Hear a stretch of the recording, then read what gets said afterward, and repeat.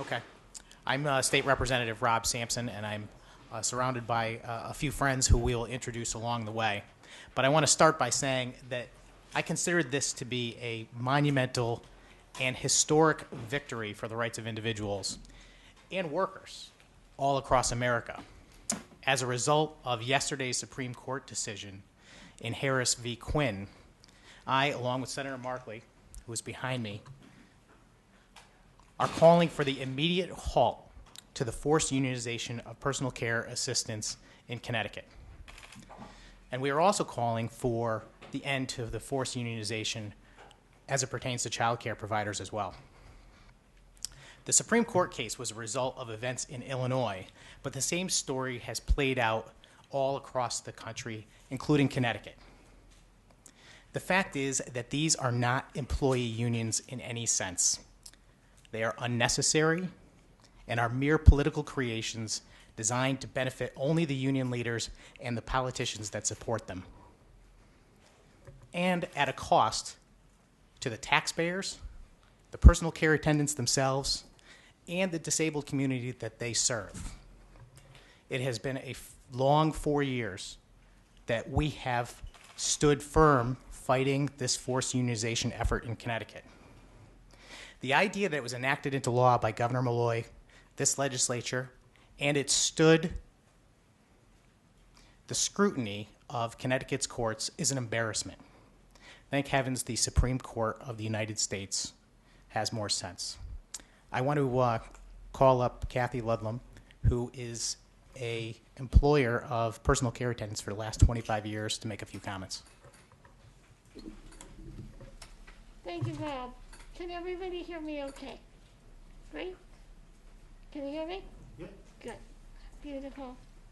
Well, I am just thrilled to be here today celebrating this very important decision. It vindicates my role as the employer of personal assistants. The state of Connecticut does not hire personal assistants. I do, and people like me do. And the relationship between a person with a disability and a personal assistant is a very unique one, and the loyalty between us is unusually strong. I will do just about anything for my personal assistants, and they will do just about anything for me. There is no room for a union to interfere in between us and interfere in that relationship. In the disability community, we have a saying, "It is nothing about us without us."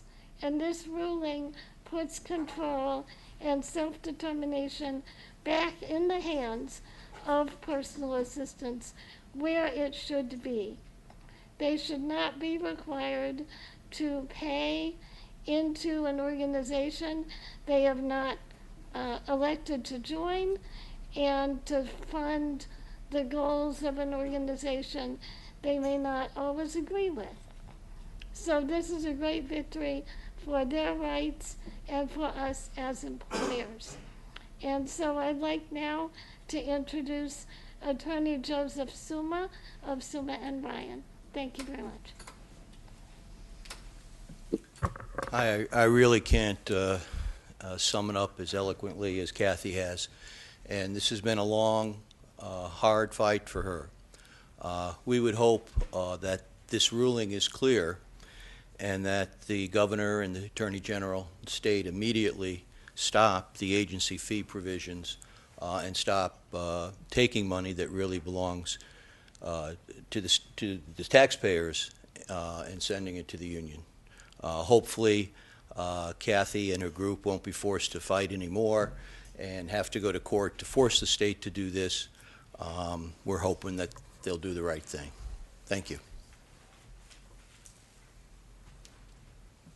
Also very important to this whole effort was the support of Yankee Institute, as many of you know. So we have the new head of Yankee Institute here also to say a few words.